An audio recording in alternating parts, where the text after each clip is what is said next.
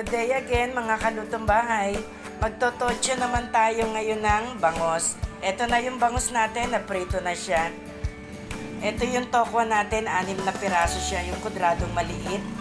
Minash na natin siya, tapos nilagyan natin ng vinegar.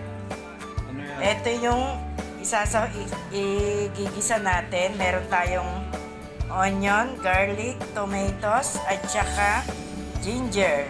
Umpisahan na natin. Unahin natin yung ginger.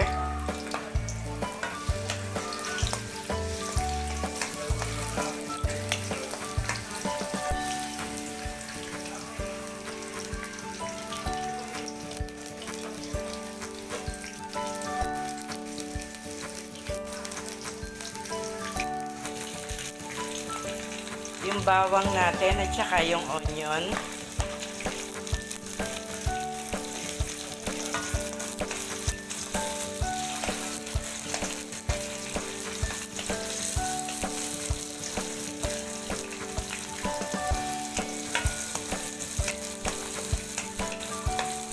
Pwede na natin ilagay yung ating mga kamatis. Limang kamatis na ano to, na malalaki. Kaya medyo marami siya talaga. Mas maraming kamatis kasi sa tocho.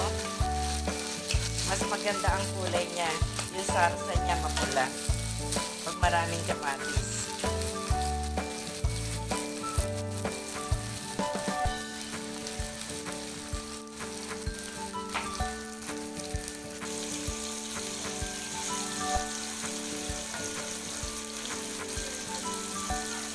Pwede na natin lagay yung tokwa.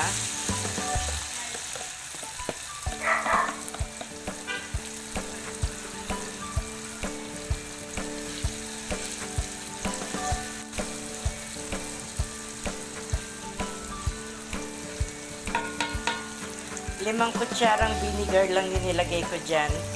Tapos minash ko na siya. Yung tokwa natin.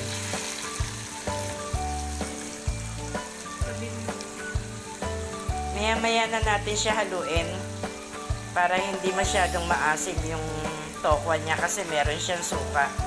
Pakuluin muna natin. Lagyan na rin natin ng pampalasa tsaka ng salt. Haluin na natin.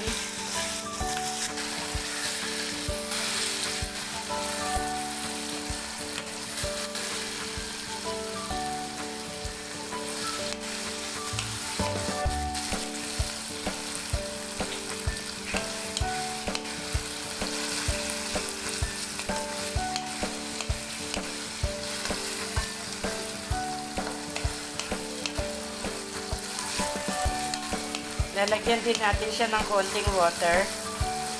Tapos pakukuluan natin siya.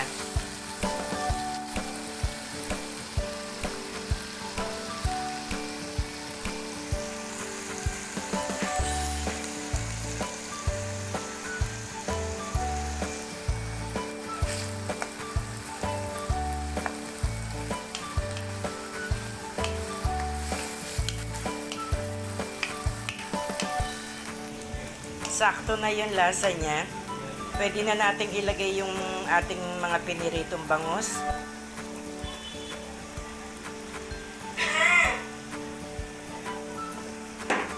Pwede rin namang ibuhos nyo na lang yung ginawa nating ano niya, sarsa niya. Pwede rin ilagay nyo dyan sa ginisa natin. Lubog-lubog lang natin siya.